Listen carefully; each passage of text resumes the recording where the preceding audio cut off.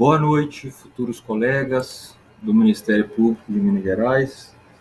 Eu sou Fernando Mota, sou promotor de justiça em Minas Gerais e sou professor de vocês na matéria de Direito Administrativo. Fiz as questões e agora estou gravando essa aula para vocês. O material que eu separei para essa aula de hoje foi retirado dos compilados de jurisprudência em teses do Superior Tribunal de Justiça. Por que eu escolhi isso? Porque vocês já têm o seu material de estudo, seus cadernos, seus livros, e acredito que já leiam os informativos. Mas essas teses do STJ são pouco estudadas, só que elas têm caído bastante em provas. Eu separei para vocês duas edições mais recentes do compilado de jurisprudência em teses, em dois temas que são bastante relevantes, aparecem muito em provas e muitas vezes são deixados de lado nos estudos. Especialmente naquelas revisões que a gente faz nas últimas semanas, a gente não volta nesses temas, que são bens públicos e intervenção do Estado na propriedade privada. Então vamos lá, vamos começar. A edição número 124, que se refere a bens públicos, são teses referentes a bens públicos. Tese número 1. Os bens integrantes do acervo patrimonial de sociedades de economia mista, sujeitos a uma destinação pública, equiparam-se a bens públicos, sendo, portanto, insuscetíveis de serem adquiridos por meio de uso capião. Essa tese caiu no último Ministério Público de Santa Catarina, na última prova, e caiu também numa questão da VUNESP em 2020, certo? E relativo a essa tese, qual é o principal ponto de confusão? As sociedades de economia mista são integrantes da administração pública indireta e são pessoas jurídicas de direito privado. Mas e daí? E daí que o artigo 98 do Código Civil dispõe, eu vou ler para vocês. São públicos os bens do domínio nacional pertencentes às pessoas jurídicas de direito público interno. Todos os outros são particulares, seja qual for a pessoa a que pertencer. Então, se é de pessoa jurídica de direito público, ou seja, União, Estados, Distrito Federal, municípios e suas autarquias, é um bem público. Todo o resto é bem particular. Inclusive, pela literalidade do Código Civil, os bens das empresas estatais, ou seja, empresas públicas ou sociedades de economia mista, são particulares. Mas o que dizem o artigo 183, parágrafo 3º da Constituição e o artigo 102 do Código Civil? Bens públicos não são suscetíveis de uso capião. O Superior Tribunal de Justiça, todavia, na tese, não acolhe essa interpretação literal do Código Civil. E o que diz o STJ? Se o bem pertencente à pessoa jurídica de direito privado estiver destinado à prestação do serviço público, ele é considerado um bem público e, assim, portanto, insuscetível de uso capião. Então, cuidado. Se esse tema cai na prova de direito civil, o examinador quer te cobrar a literalidade do artigo 98 do Código Civil. Se, por outro lado, o tema vem na prova de direito administrativo, vocês têm que considerar a destinação do bem para definir se ele é um bem público ou um bem privado. Além disso, uma informação extra, que foi retirada da ementa de um dos acórdãos que deram origem à tese. Abre aspas.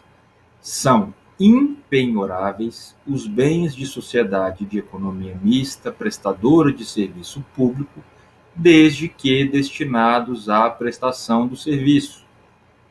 Até aqui, repete-se a tese. Mas há um adendo. São impenhoráveis os bens de sociedade de economia mista prestadoras de serviço público, também desde que o ato constritivo, ou seja, a penhora, possa comprometer a execução daquela atividade de interesse público. Ou seja, a jurisprudência considerou que não só os destinados diretamente à prestação do serviço, como também aqueles que possam comprometer de alguma forma a atividade de interesse público, também são impenhoráveis. Esse tipo de aditivo que se faz na questão confunde, porque se você se lembrar bem da tese na hora da prova, não vai se lembrar desse trecho e pode pensar que a questão, então, estaria errada justamente por ter adicionado esse trecho. Então, atenção para isso, certo? A próxima tese que nós vamos tratar apenas confirma a anterior. Ela diz a mesma coisa, porém, num caso específico. Eu coloquei ela aqui para chamar a atenção de vocês para alguns pontos. É a tese de número 3.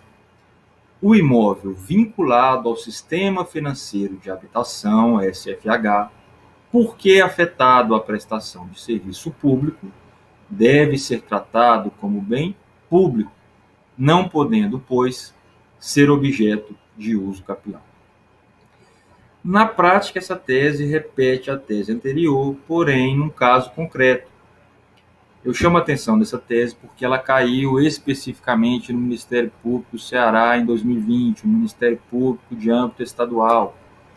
Pode parecer que quando se fala em SFH e, portanto, em Caixa Econômica Federal, que isso só cairia numa prova federal, no âmbito federal. Não é verdade. Caiu aqui numa prova de Ministério Público Estadual.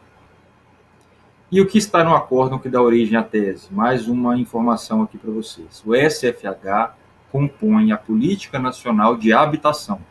O seu intuito é facilitar a aquisição de moradia, especialmente pelas classes de menor renda. Ao atuar como um agente financeiro dos programas oficiais de habitação e órgão de execução da política habitacional, a Caixa Econômica, embora possua personalidade jurídica de direito privado, explora serviço público, regulamentado por normas especiais previstas na Lei 4.380 de 1964. E daí, por que eu estou chamando a atenção para isso? Porque essa Lei 4.380 de 1964 estava expressamente prevista no edital passado no grupo de direito civil, certo? Vamos passar para a próxima tese, a tese de número 4. É possível reconhecer a uso capião do domínio útil de bem público, sobre o qual tinha sido anteriormente instituída a enfiteuse, pois nessa circunstância existe apenas a substituição do enfiteuta pelo uso capiente, não havendo qualquer prejuízo ao Estado. Essa tese também caiu na última prova do Ministério Público de Santa Catarina. E aqui o candidato se embaralha um pouco, porque falou em enfiteuse, a gente já se desespera um pouco. A gente pensa, o que é isso mesmo? Então vamos lembrar, enfiteuse é um direito real em contrato perpétuo, alienável e transmissível para os herdeiros, pelo qual o proprietário atribui a outrem o domínio útil de imóvel. Atenção para a expressão domínio útil, porque é a expressão que aparece na tese. Pelo qual o proprietário atribui a outrem o domínio útil de imóvel contra o pagamento de uma pensão anual, certa e invariável.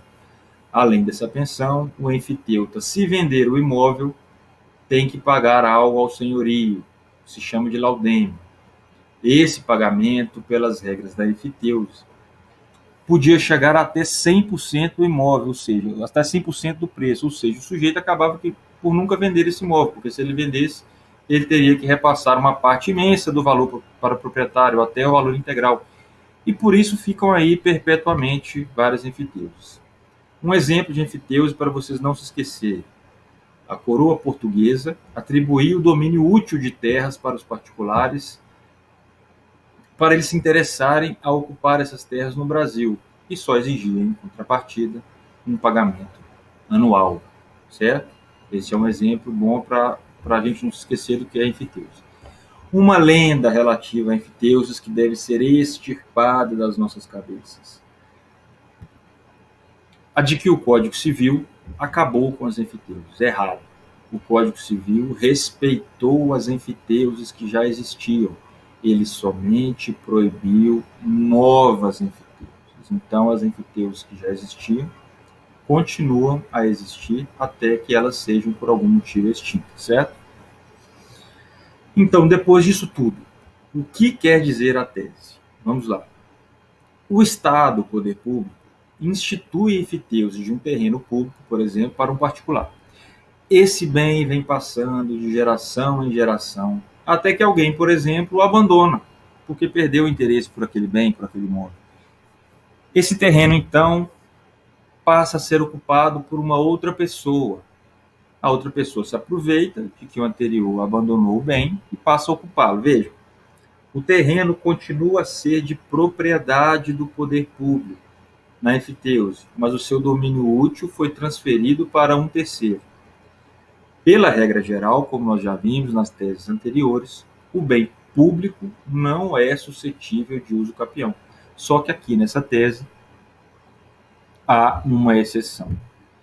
No caso referido na tese, é como se o possuidor fosse usucapir não a propriedade, mas a própria enfiteuse. Por isso a tese fala em domínio útil. A pessoa vai usucapir o domínio útil do bem, que já não era mesmo do Estado. Por isso, disse que não há prejuízo para o Estado. O novo enfiteuta, ou seja, aquela pessoa que adquiriu a enfiteuse por uso capião, continua, inclusive, a dever o foro para o poder público, caso estivesse previsto lá na instituição do enfiteuse. Certo? Mais um lembrete para terminar esse tema, que já foi tratado aqui na tese, nas explicações da tese, é que a uso capião não é só de propriedade, não ocorre uso capião somente de propriedade, ela pode ser de qualquer direito real, como tratamos aqui, pode ser, por exemplo, de uma enfiteuse, certo? Vamos para a próxima tese, de número 7. Ela diz o seguinte: terras em faixas de fronteira e aquelas sem registro imobiliário não são por si só terras devolutas, cabendo ao ente federativo comprovar a titularidade desses terrenos. De novo, terras em faixas de fronteira e aquelas terras sem registro imobiliário não são por si só terras devolutas, cabendo ao ente federativo comprovar a titularidade desses terrenos. Por que eu trouxe essa tese? Terra devoluta é um tema pouco abordado nos cursos. Por outro lado, aparece de vez em quando nas provas de concurso. Quando ele aparece em prova, então, derruba o candidato, porque as questões costumam abordar justamente aspectos que fogem ao que sabemos sobre terras devolutas pelo senso comum. E o que é o senso comum que nós devemos nos atentar para não nos confundir? A primeira ideia equivocada, que se repete, é que as terras devolutas sempre pertencem à União. Isso está errado, certo? Está errado. Para quem lê lei seca com frequência, para quem lê a Constituição com frequência, está lá no artigo 26, inciso 4 da Constituição. Incluem-se entre os bens dos estados, inciso 4, as terras devolutas não compreendidas entre as da União. Então, por aqui já se vê que a regra é que a terra devoluta seja do Estado membro. E quando elas serão da União? Aí vamos para o artigo 20 da Constituição. No artigo 20, são bens da União. Inciso 2º, as terras devolutas indispensáveis à defesa das fronteiras, das fortificações e construções militares, das vias federais de comunicação e à preservação ambiental definidas em lei. Então, conclusão, como regra, todas as terras que não sejam de particular, em tese, são devolutas. Em tese, em regra. Mas, atenção, o que diz a tese? Se houver comprovação de domínio pelo Estado. Ela só não será particular se houver comprovação de que o seu domínio é do Estado. É isso que diz a tese, ou seja, não é o particular que tem que comprovar o domínio sobre o imóvel. A tese diz: cabendo ao ente federativo comprovar a titularidade desses terrenos. Isso vai importar, por exemplo, nas ações de uso capião. O que ocorre? O particular ocupa um imóvel por muitos anos e ajuiza uma ação de uso capião. O Estado ou a União, a depender de quem supostamente é o titular da terra devoluta, como já vimos, só o Estado ou a União, contestam a ação e alegam que se trata de terras devolutas. Portanto, se devolutas, são de sua propriedade e, assim, são imóveis públicos, portanto, são insuscetíveis de uso capião. Certo? Mas por que na tese disse que se atribui o ônus da prova ao poder público e não ao particular? Veja, nos julgados que dão origem à tese, pode-se inferir que se partiu do conceito de terra devoluta, veja, da Lei número 601 de 1850. Se vocês pesquisarem lá no site do Planalto, a lei está lá, aparece lá. Lei número 601 de 1850. Então, eu vou ler para vocês aqui um trecho da ementa do acordo. Nos termos do conceito de terras devolutas, constante da Lei 601 de 1850, a natureza devoluta das terras é definida pelo critério de exclusão. Por quê? Porque o artigo 3º da lei diz, vocês vão lá depois e confiram na redação, porque o artigo é um pouco comprido, mas ele diz, são terras devolutas as que não se acharem em tal ou qual, nessa ou naquela situação. E aí continua a ementa do acordo. De modo que, ausente o justo título de domínio pelo particular, a posse legítima pelo particular ou uma utilização pública, fica caracterizada a área como devoluta, pertencente ao Estado membro em que se localize, salvo as hipóteses excepcionais de domínio da União previstas na Constituição Federal. É o que acabávamos de dizer, certo? E o acórdão continua. A sistemática da discriminação de terras no Brasil obedece à lei, mais uma vez uma lei antiga, Lei 6.383 de 1976, que dispõe sobre o processo discriminatório de terras devolutas da União. E o artigo 27 dessa lei diz que essa lei também se aplica aos estados, certo? O que isso significa? Significa que o ente público é quem vai propor essa ação discriminatória de terra devoluta. E eles convocam nessa ação os interessados para trazerem documentos que supostamente comprovariam a propriedade desses particulares. Então, vejam bem, se os interessados é que têm que trazer documentos, como é que a tese diz que a comprovação do domínio é um ônus do Estado? Na verdade, nesse ponto, a tese não é muito precisa. Na prática, o que ocorre? O particular interessado sempre vai apresentar alguma coisa que comprove a sua propriedade ou a sua posse. Ele vem e apresenta algum documento para comprovar que ele ocupava aquela terra.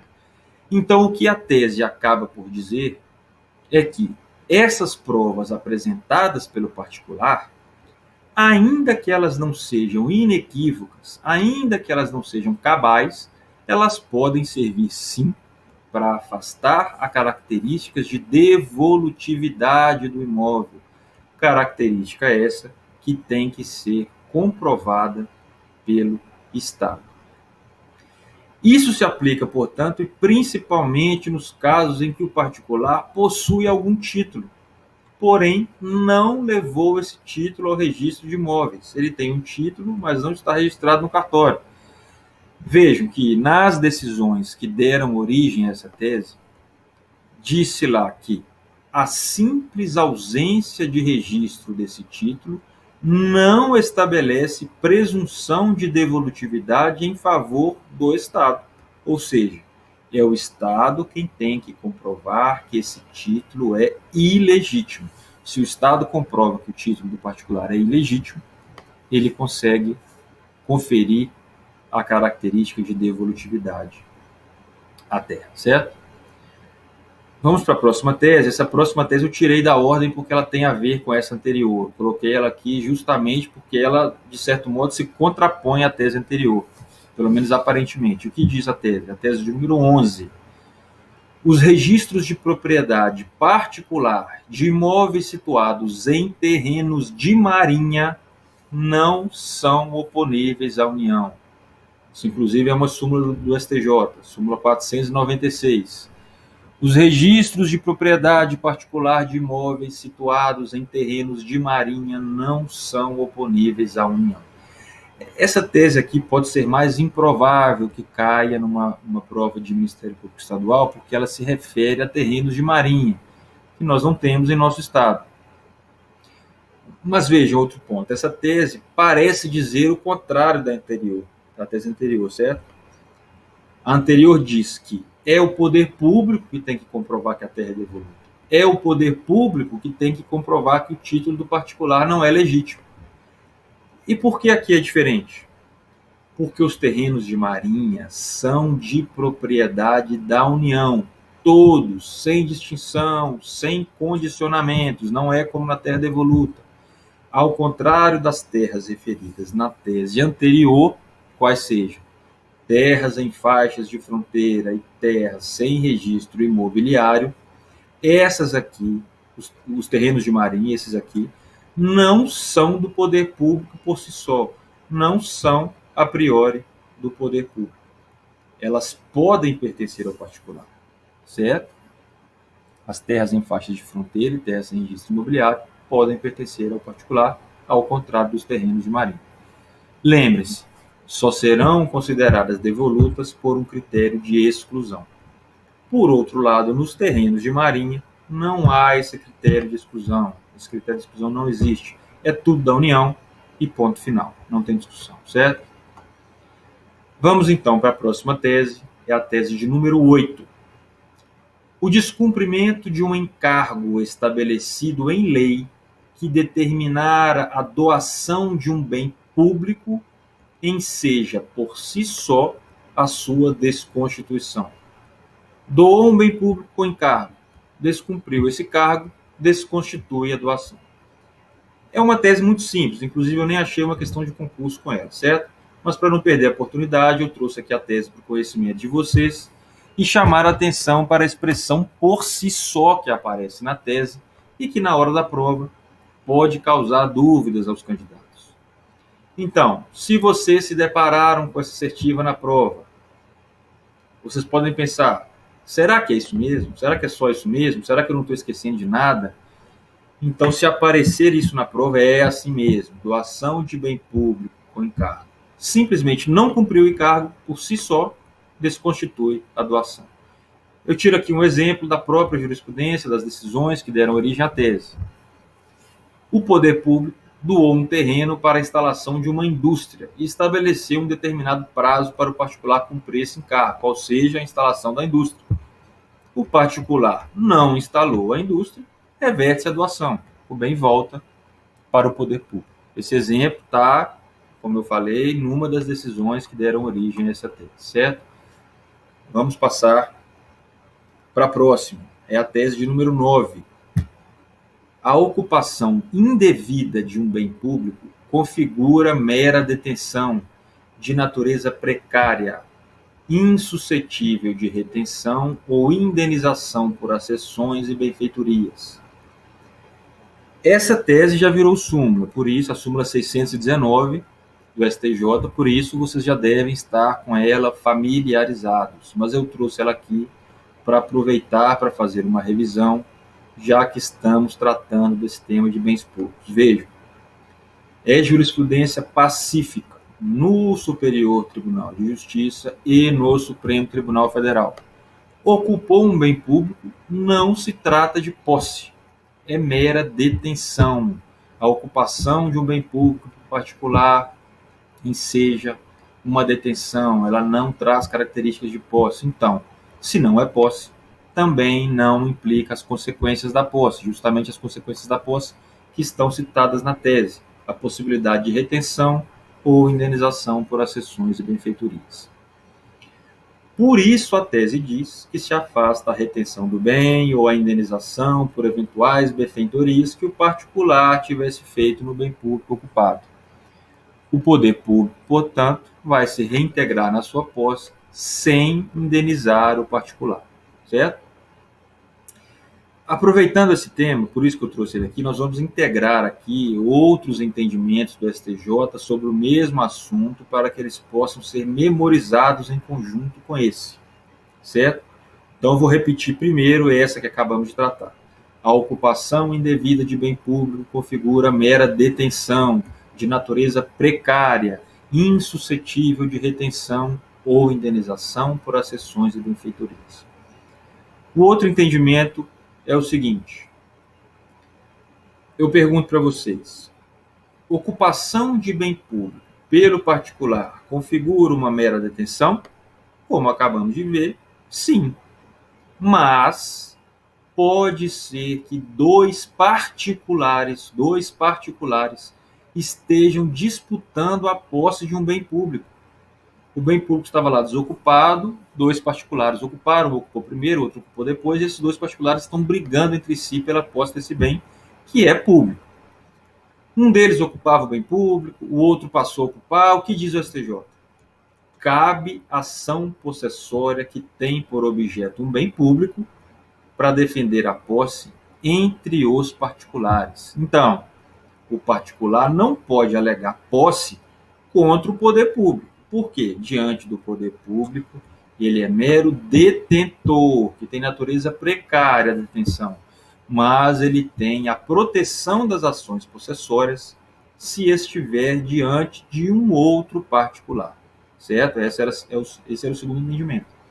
Mais um, terceiro, que complementa essa questão. E aqui vem outra súmula, esta bem recente do STJ, a súmula 637. A anterior era a que está na tese, a 619, tratamos de um segundo entendimento, agora a súmula 637.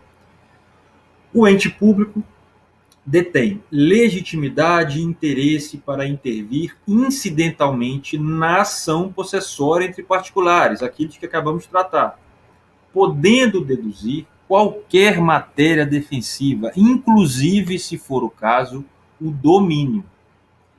Essa súmula parece ser um pouco óbvia, porque seria absurdo não se permitir que o ente público já intervisse nessa ação e resolvesse definitivamente a questão, certo? Para que se exigiria que ele propusesse uma nova ação? E mais, contra quem o poder público proporia essa ação, já que ele não sabe exatamente qual dos dois particulares vai vencer a ação possessória ao final, certo? Então, pela lógica, o poder público pode intervir na ação possessória entre particulares. É o que diz a primeira parte da súmula.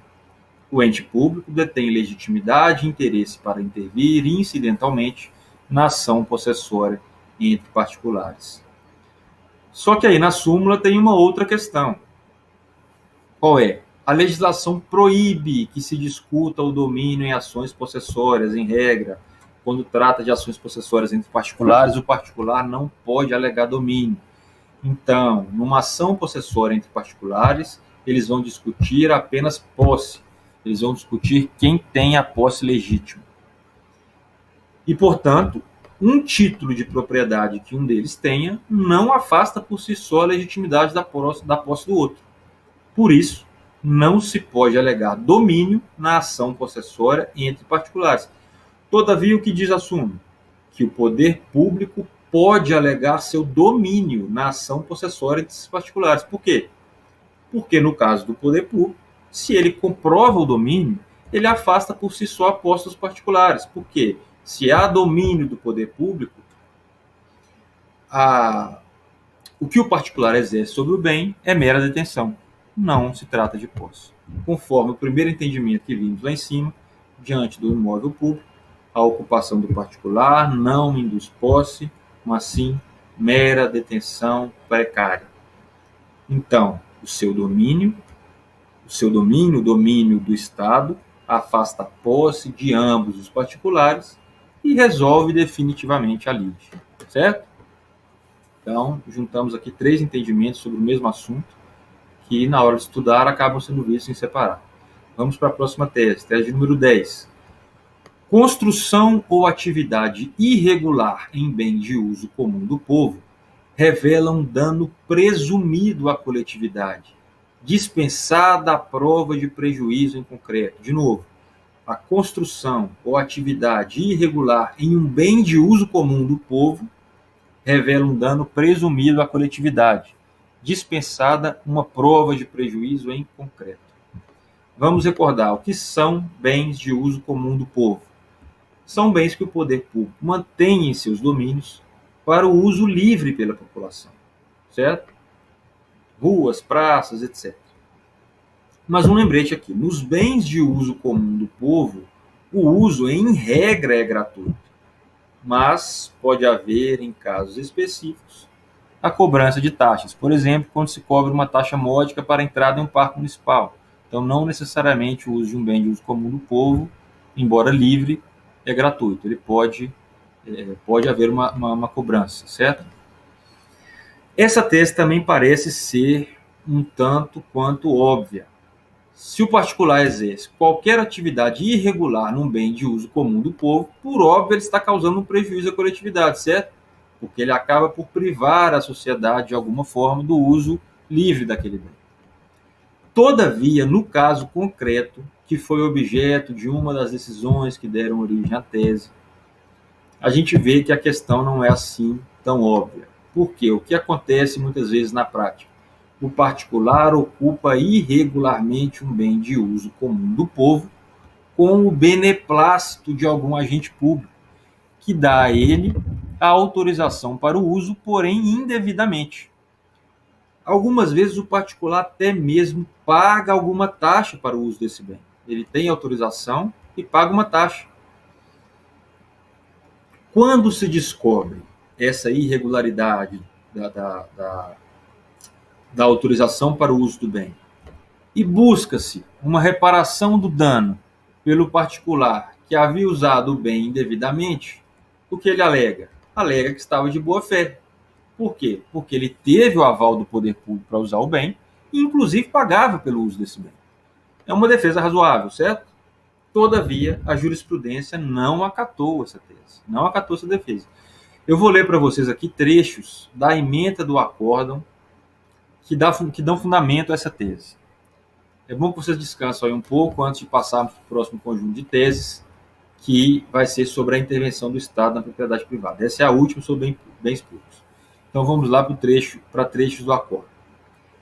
É incompatível com o ordenamento jurídico brasileiro o usurpador de bem público alegar posse ou justo título, pois dispõe de simples ocupação, uma detenção precaríssima por ser proibida.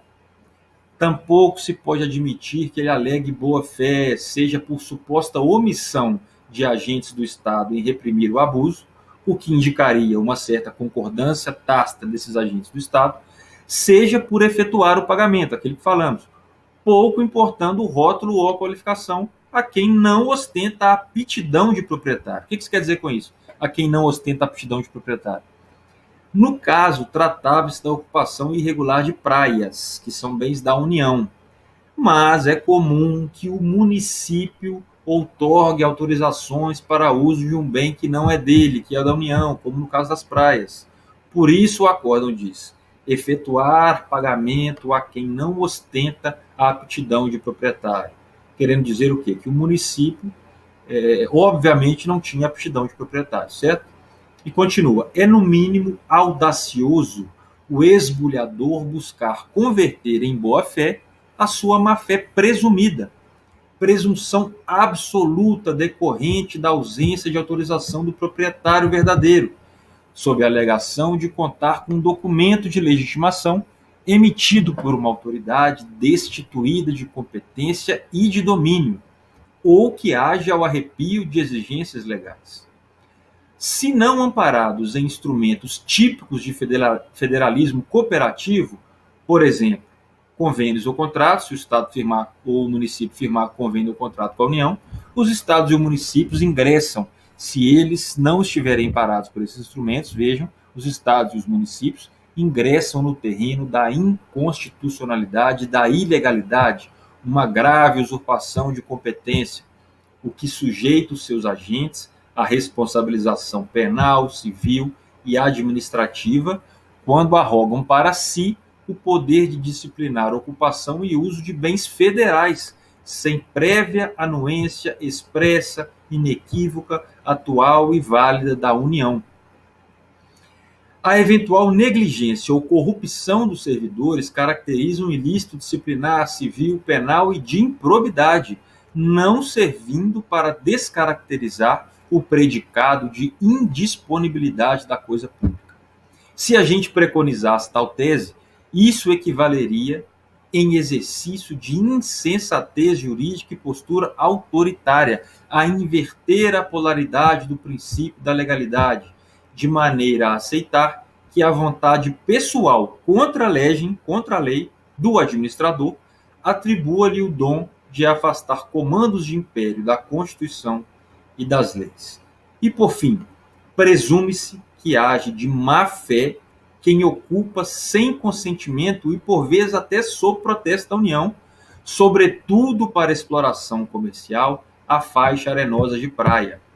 Tal o grau de conhecimento popular e o caráter notório do status público desse bem extraordinário, finito e criticamente ameaçado do patrimônio natural e paisagístico, declarado pelo legislador de uso comum do povo. Concluindo, então, já terminamos aqui a leitura de parte da ementa do acordo. Concluindo a questão, há uma presunção, então, quase que absoluta de má-fé nos casos em que o particular se utiliza indevidamente de um bem de uso comum do povo. Não lhe socorre alegar que o poder público o autorizou, quando é notório que o agente público que autoriza não tem sequer competência para fazer. Certo? Terminamos, então, a edição das teses sobre bens públicos.